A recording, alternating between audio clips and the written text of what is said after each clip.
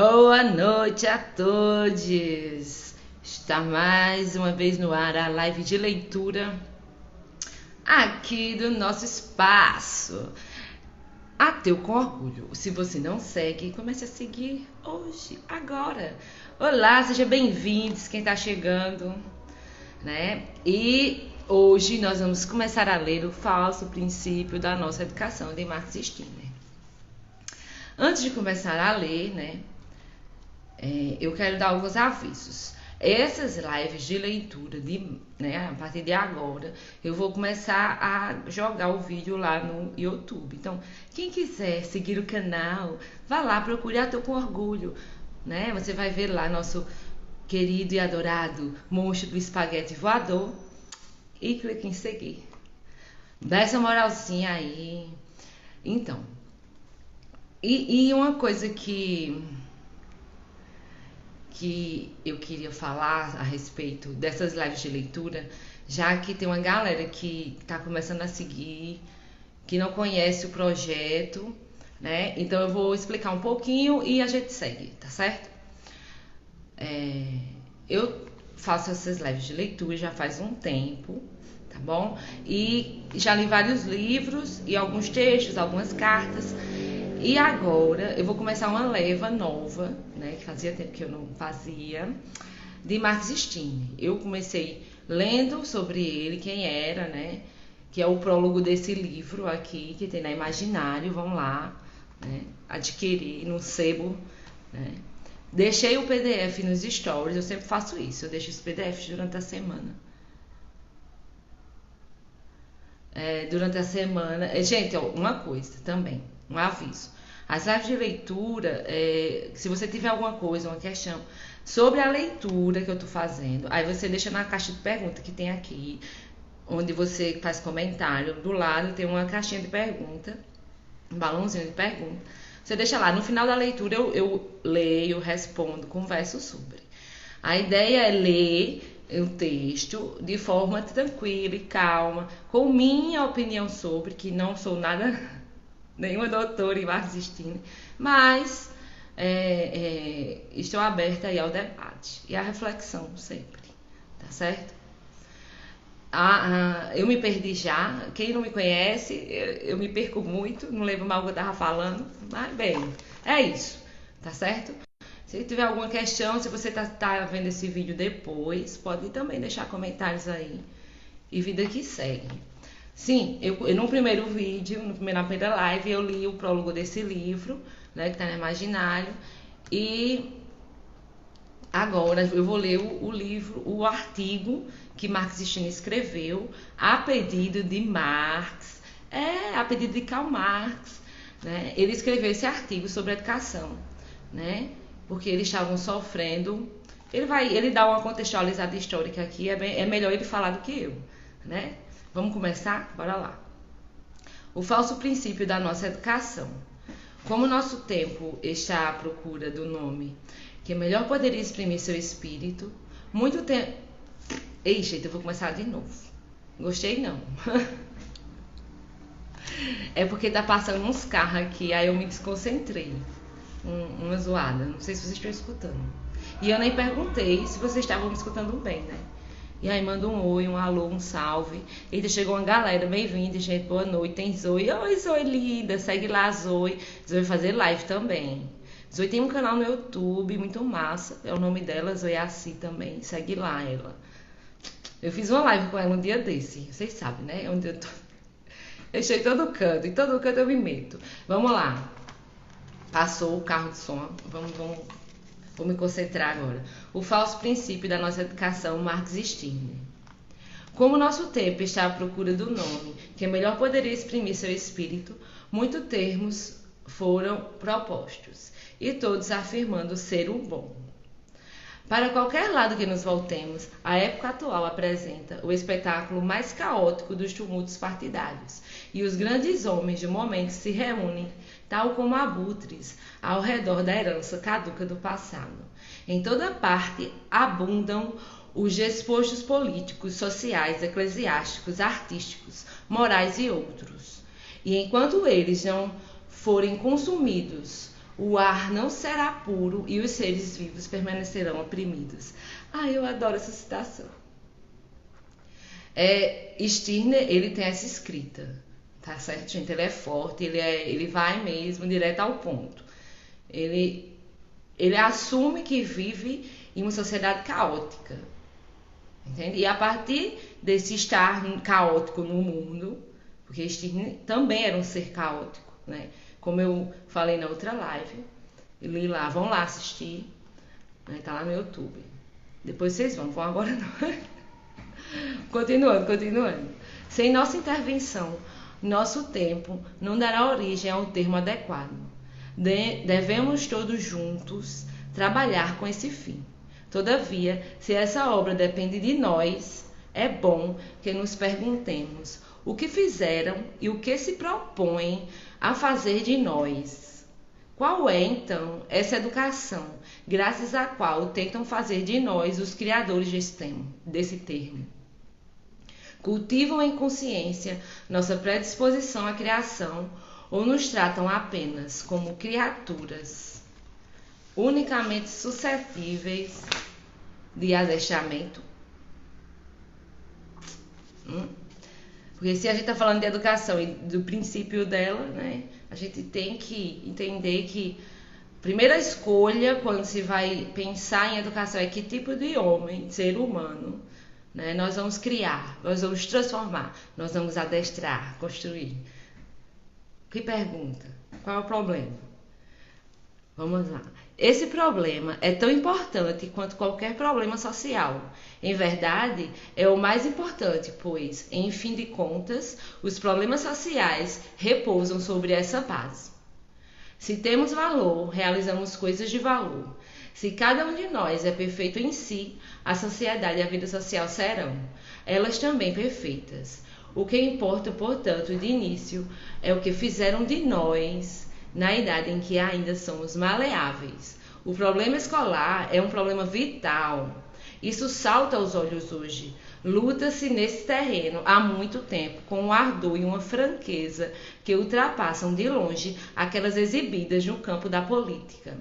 Pois lá não se combate Eita! Às vezes eu dou uma desentalada. É normal, viu, gente, na live de leitura essas...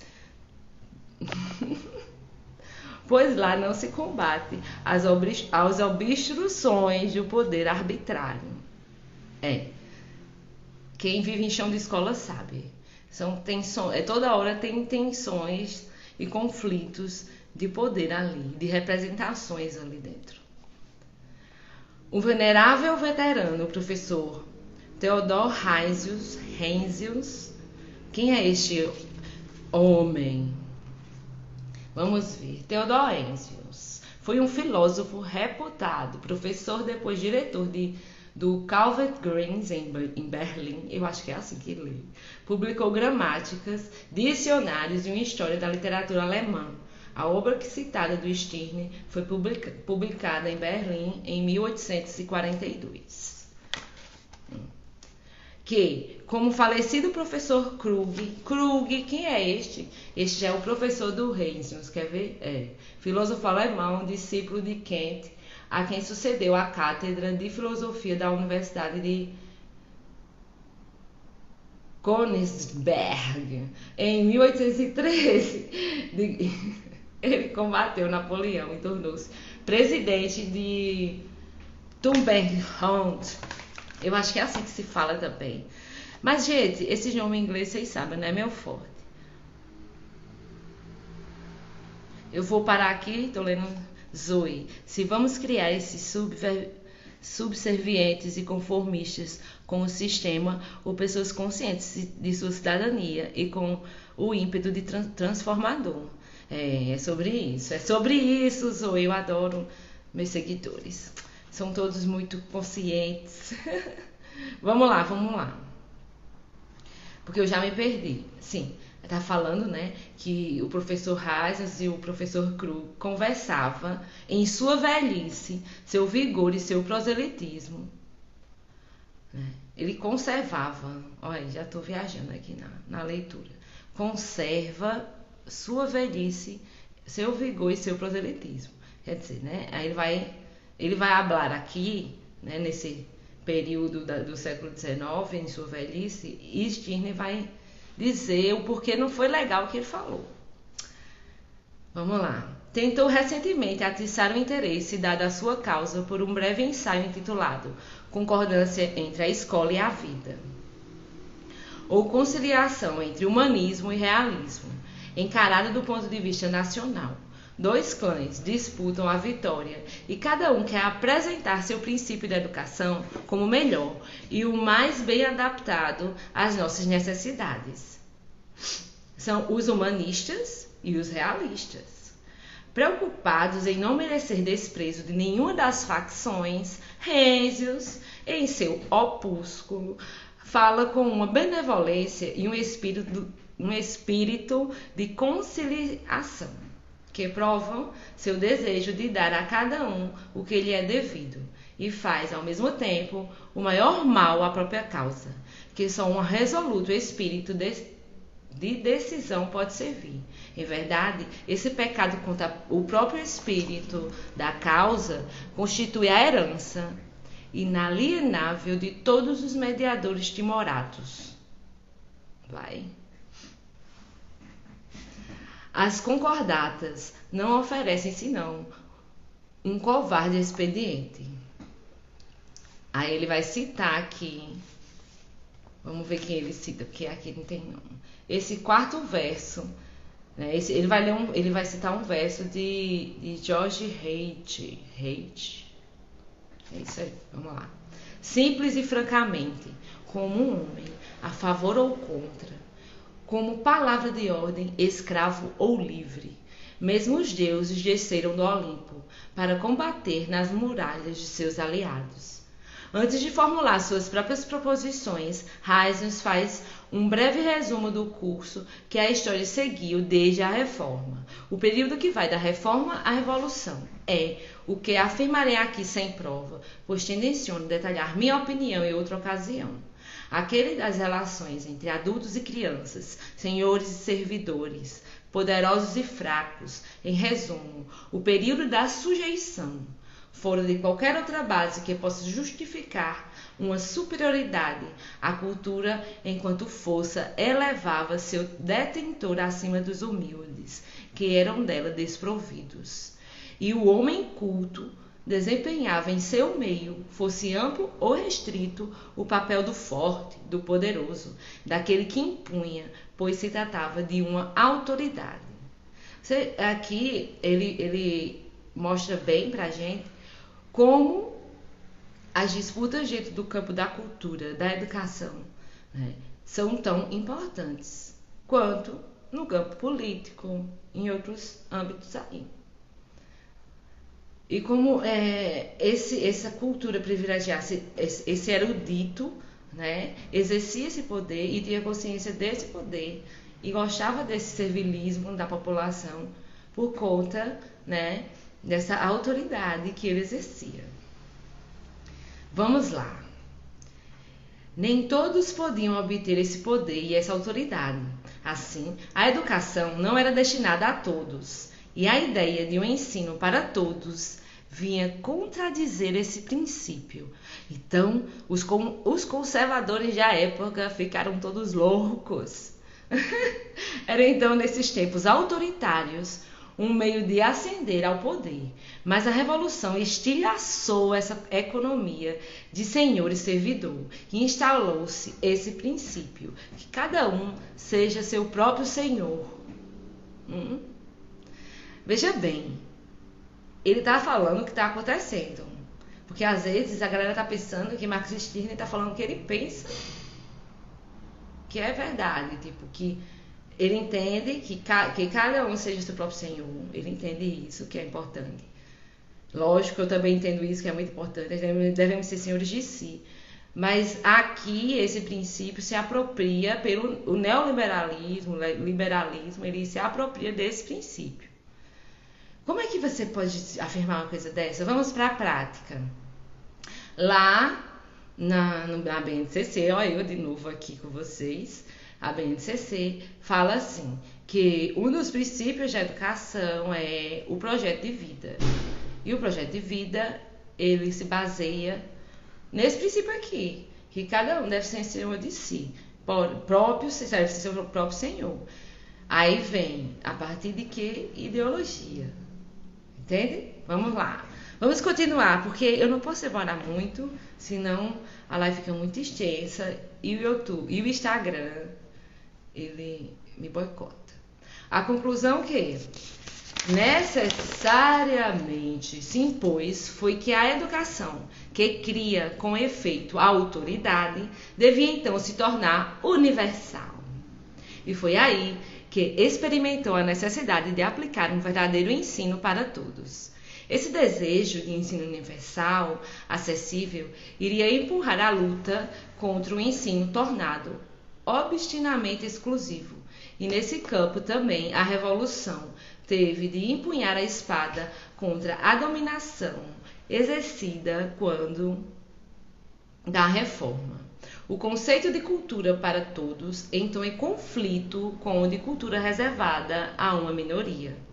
E depois de muitas peripécias e sob nomes diversos, a contestação e a luta chegaram até nós. Levando em conta as contradições apresentadas pelos campos inimigos que se confrontavam, Eisios escolheu os nomes de humanismo e realismo, e, malgrado sua inexatidão, nós os adotaremos, pois eles são os mais comumente utilizados. Até que a filosofia pôs-se a disseminar suas luzes sobre o século XVIII, o que se pode denominar ensino superior estava sem constatação nas mãos dos humanistas, e fundamentava-se quase unicamente sobre a compreensão dos antigos clássicos. Existia, paralelamente, um outro ensino, que também tinha por modelo a antiguidade e cujo objetivo principal era o conhecimento aprofundado da Bíblia. Que ambos tenham escolhido como único objeto de estudo a flor da cultura do mundo antigo, prova muito bem o quanto nossa própria existência parecia desprovida da importância, o quanto estávamos ainda longe de poder criar, por nossa própria originalidade, novas formas de beleza e extrair de nossa própria razão e essência da verdade. Era-nos preciso, de início, estudar a forma e o conteúdo. Éramos aprendizes, e assim como a antiguidade, por intermédio dos clássicos e da Bíblia, reinava sobre nós como senhora, assim também, o que se pode provar historicamente, o motor de toda a nossa atividade consistia realmente nessa relação de senhor e servidor. É graças a essa característica da época que podemos compreender porque se aspirava tão abertamente ao ensino superior e porque se estava tão desejoso de distinguir-se do vulgar. A cultura fazia de seu detentor um senhor para indivíduos incultos. É sempre relação de poder, né? Já dizia Fanon. O conceito da educação popular teria entrado em conflito com essa situação, pois se presumia que o povo deveria permanecer ignorante em relação a esses senhores instruídos, limitar-se a admirar e a venerar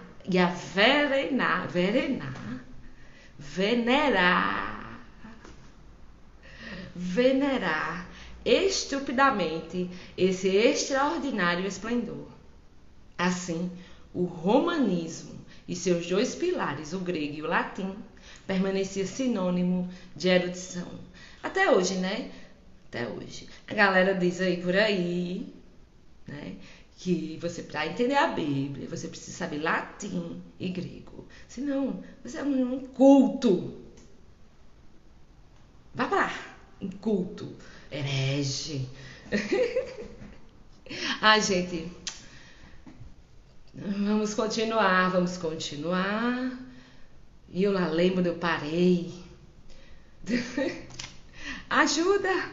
Peraí. sim. Aqui. E, sobretudo, porque não se podia simplesmente adquirir e conservar o poder sobre o povo, senão por uma superioridade formal. Basta um certo grau de agilidade intelectual para adquirir uma superioridade sobre os indivíduos menos flexíveis. O que se chamava ensino superior era, então, uma educação elegante, um sensus hominis elegantiae. Olha eu, menino!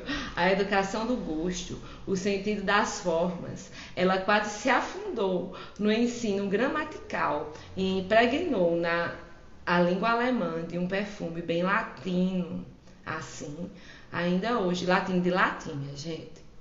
Assim, ainda hoje, se for preciso citar um exemplo, eu não sei falar essa palavra, não vou tentar, mas está dizendo aqui, 4, vamos ver lá, aqui, 4. Essa obra publicada em 1842 é de um certo Zimmermann, que não deixou vestígios significativos na história. Então,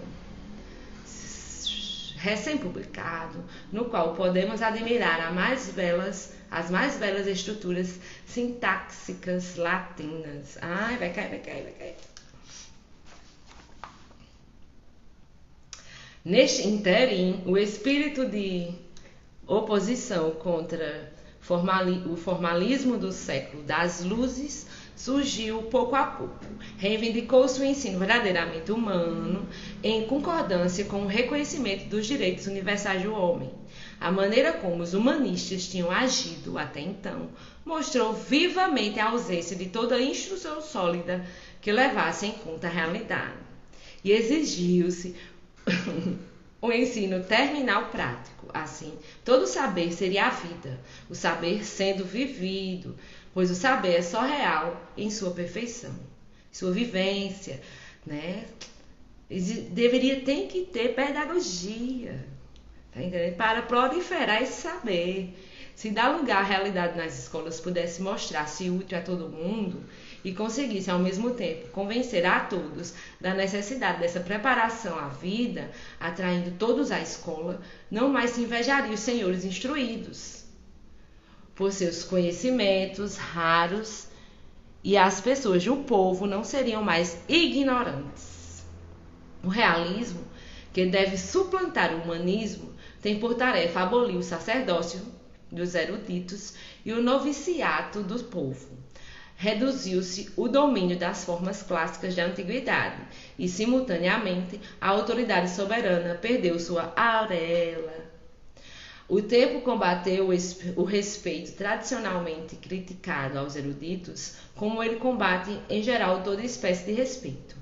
Era preciso que a vantagem essencial dos eruditos, a cultura geral, pudesse beneficiar a todos. Podemos perguntar-nos, contudo, o que é a cultura geral, senão, em termos vulgares, a capacidade de poder falar de tudo? Ou, mais seriamente, dominar qualquer assunto. Percebeu-se que a escola estava em atraso com relação à vida, não apenas porque ela mantinha-se afastada do povo, mas porque negligenciava a cultura geral dos estudantes em proveito de uma cultura especializada e porque abstinha-se de desenvolver em sala de aula estudo dos numerosos problemas que a vida nos impõe. A escola,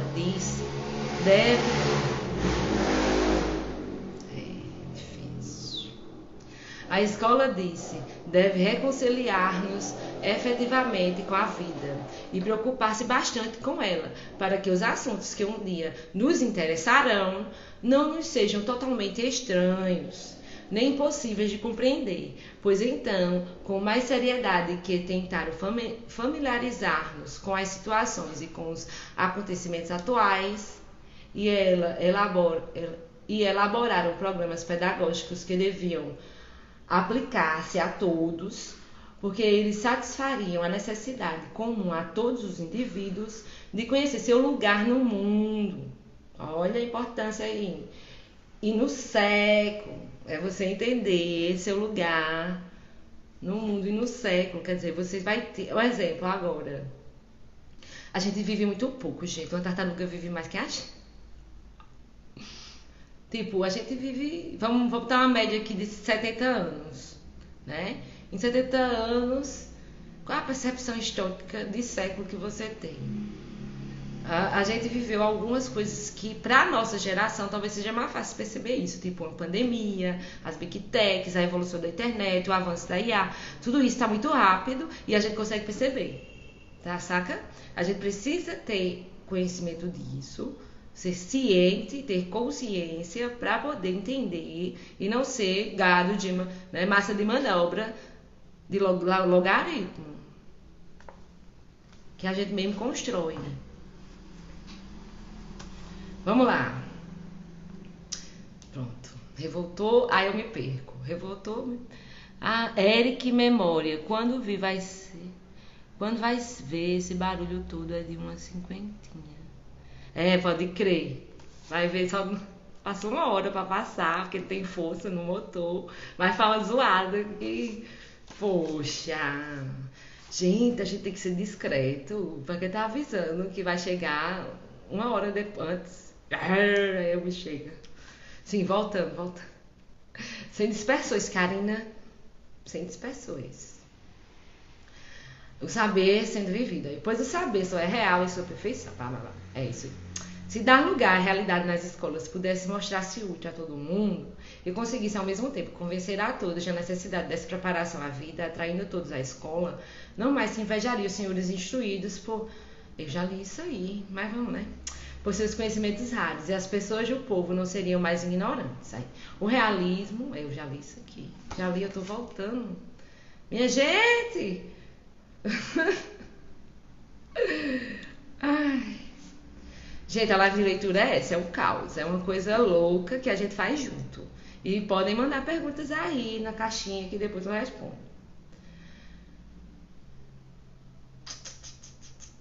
Negligenciava a cultura geral. Ninguém me ajuda, olha aí, tá vendo? Ninguém me ajuda a dizer onde é que eu parei. Sim, eu acho que foi aqui. Que a vida nos impõe. A escola disse, deve reconciliar-nos efetivamente com a vida e preocupar-se bastante com ela, para que os assuntos que um dia nos interessarão não nos sejam totalmente estranhos, nem impossíveis de compreender. Foi então com a mais seriedade que tentaram familiarizar-nos com a situação, com os acontecimentos atuais, elaboraram programas pedagógicos que deviam aplicar-se a todos, porque eles satisfariam a necessidade comum a todos os indivíduos de conhecer seu lugar no mundo e no século. Foi assim que os princípios fundamentais dos direitos do homem tornaram-se vivos e reais nas esferas educativas. A igualdade, pois essa educação concernia a direitos do homem, tornaram-se vivos, pois essa educação concernia a todos, e a liberdade, pois cada um aprendia a conhecer suas próprias necessidades, o que tornava independente e autônomo. Todavia, compreender o passado, tal como ensina o humanismo, é compreender o presente, o que é o objetivo do realismo. Não conduz senão a dominar o temporal, só o espírito consciente de ser eterno. Do mesmo modo, dava-se a igualdade e a liberdade apenas um lugar secundário. É verdade, era possível tornar-se igual dos outros. Tornar-se o igual dos outros e libertar-se da sua autoridade. Mas, nesse princípio, mal se podia encontrar vestígio da igualdade, do equilíbrio e da reconciliação do nosso ser. Eu vou ler aqui mais umas páginas, mais uma paginazinha. Deixa eu ver que horas são. Só para mim. Tá. Dá. Eu vou mexer aqui, eu azedo tudo. E eu esqueci de fixar. Já fui. Deixa eu voltar aqui. De nosso ser temporal e de nosso ser eterno. Da sublimação de nossa natureza em espiritualidade. em resumo, da unidade e da onipotência de nosso eu, que se baixa a si mesmo, visto que ele não permite a nada de estranho existir fora dele. De fato, toma-se por liberdade a independência em relação às autoridades, mas essa liberdade excluía a autodeterminação e não conduzia a nenhum desses atos em que o homem livre em si se reconhece, em que se manifesta um espírito resolutamente voltado para a ação. Quer dizer, liberto das flutuações da reflexão. É verdade, o homem dotado de cultura formal não tinha mais de dominar a cultura geral. Elevar-se acima desse oceano cintilante e sua cultura superior tornava-se uma cultura especializada. O que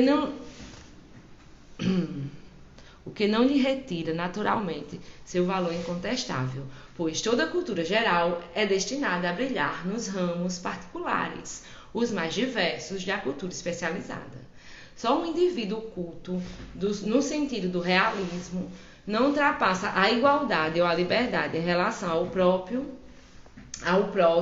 e seu valor não ultrapassa o que se pode denominar de homem prático.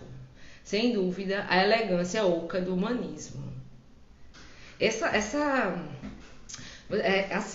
Existem essas duas facções, humanista e realista, dentro da educação. O humanismo ele foi embora. Ficou o realismo. E essa vertente realista, ela é uma das vertentes que a pedagogia tecnicista se baseia. Que pedagogia é essa? Bem, essa é a pedagogia que foi implantada no Brasil durante a ditadura militar e que, depois que se passa a ditadura militar, né, se reforma a educação, porém, ela tá ainda... A gente ainda consegue senti-la. Sabe como? O novo ensino médio está aí para mostrar que uma educação pode ser realista e oca ao mesmo tempo. Porque eu posso estudar minha realidade, que é fazer bolo de pote, né, para ganhar uma graninha extra enquanto eu não entro na universidade. Porém, ou então eu sou senhor de mim, porque eu sou dono autônomo, autônomo no sentido capitalista, no sentido neoliberal, de ser senhor de mim mesmo, meu próprio patrão, saca? E assim, pronto, é isso. Assim, pense no ensino médio, você vai entender essa questão de como ela é oca, entende? E é isso que Marx está criticando na sua origem. Ele já havia isso na sua origem, e a gente está vivenciando isso agora. Deixa eu ver onde é que eu parei. Sem dúvida, a elegância oca do dandy não podia... Aqui achei. A elegância oca do humanista, do dandy, não podia escapar do fracasso, mas se distinguia a ferrugem da materialidade sobre o vencedor, que era apenas um industrial desprovido de gosto. Dandismo e industrialismo disputam os favores dos nossos caros rapazes e moças. Desculpa, gente. E a miúde mudam suas vestes de modo sedutor. O dandy exibe um rude cinismo, enquanto o industrial veste roupa branca. Com toda a certeza, a madeira verde das matracas de nossas indústrias quebraram a madeira das varetas de nossos dandies afeminados. Mas madeira verde ou madeira seca, gente, assim, tem uns termos que a gente pode estranhar, tá? Como eu estranhei agora e tal. Mas a gente aqui fez. A gente estava escrevendo isso na 1840, tá bom? A madeira permanece madeira, e quando arde a chama do espírito, a madeira deve pegar fogo.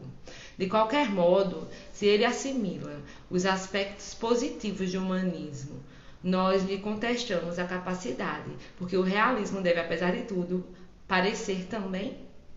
Ele pode certamente assimilar o que o humanismo tem de inalienável e autêntico à cultura formal. A assimilação, tanto mais fácil pelo método científico tornado possível e pelo tratamento racional de todas as matérias do ensino. A ideia de exemplo chama a atenção para contribuição trazida por Becker à gramática alemã. Esse aperfeiçoamento permite-lhe desalojar seu adversário de seu pedestal. Realismo e humanismo têm uma mesma ideia-mãe, a saber, que a educação tem por objetivo proporcionar ao homem a habilidade, e ambos concordam em pensar que é preciso, por exemplo, conhecer o fundo de todos os torneios idiomáticos e todas as finezas das demonstrações em matemática. O que é preciso, portanto, adquirir o domínio no manejo de uma matéria e dominá-la. Assim, também o próprio realismo acabará inevitavelmente por tomar como objetivo a formação do gosto e dará prioridade à atividade formal, como já é o caso, ao menos em parte, com efeito no campo do ensino. Todo assunto ensinado só tem valor na medida em que as crianças aprendem e dele tirar proveito, tirar partido, utilizá-lo. Sem dúvida, só se deve inculcar com o desejam os realistas, o útil e o utilizável, mas não se deverá buscar a utilidade, senão na mise en forme, na generalização, eita, que tem umas palavras que é grande, na exposição, e não se pode desprezar essa exigência humanista. Os humanistas têm razão quando sustentam que essa vantagem decorre antes de tudo de uma educação apoiada na forma, mas estão errados ao não encontrar essa vantagem no domínio de cada matéria. Os realistas têm razão de exigir que na escola sejam abordadas todas as matérias, mas não têm razão por não quererem considerar a educação apoiada na forma como objetivo primordial. Se eles se mostram uma real abnegação e não se deixa seduzir pelo materialismo, o realismo pode vencer seu adversário e reconciliar-se com ele pela mesma circunstância. Porque nessas condições, nossa hostilidade com relação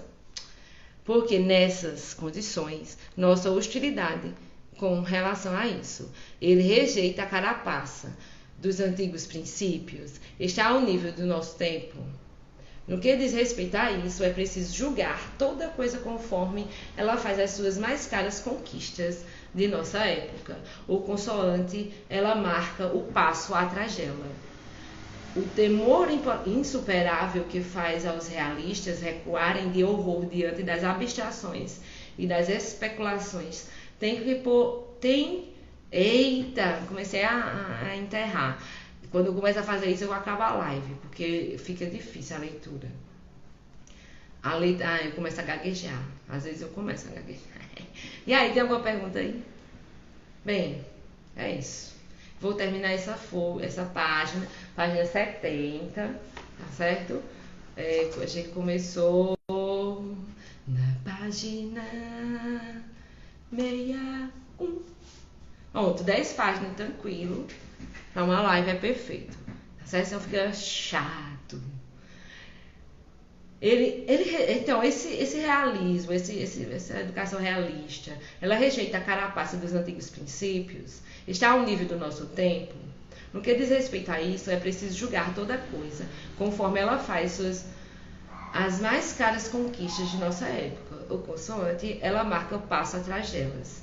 O temor insuperável que faz os realistas recuarem do horror diante das abstrações e das especulações, tem do que surpreender. Assim, vou agora citar algumas passagens da obra de Hesiod, que, no que concerne a esse ponto, não cede em nada aos realistas, intransigentes, e me poupo do trabalho de citar esses últimos, o que não seria difícil. Eis o que ele diz na página 9. Aí ele vai citar muito Hesiod, né? E eu vou deixar isso para a próxima live. E aí, gostaram do que Stirner nos falou até agora? É interessante, a gente tem que ter a noção que A gente tá aí, todo mundo passa pela escola. E a educação, ela é não só na escola. A educação, ela está em todo lugar, né? E é isso que a gente tá falando aí. A escola parece que perdeu para a vida. Quando ele diz isso, é justamente isso, assim. Que a escola não é a parte, ela é muito pelo contrário, é nela que eclode tudo. E quem domina esse campo, né? Ele critica, está criticando aí quem está dominando esse campo. A disputa hoje, vindo para o século XXIII, saindo do século XIX, a disputa hoje que a gente tem dentro da educação é parecida com a dele, é igual, só que assim, com outros nomes, mas está lá, né? A ideia do neoliberalismo incorporado brutalmente na BNCC é difícil de engolir, porque você vai privar uma geração inteira de adolescentes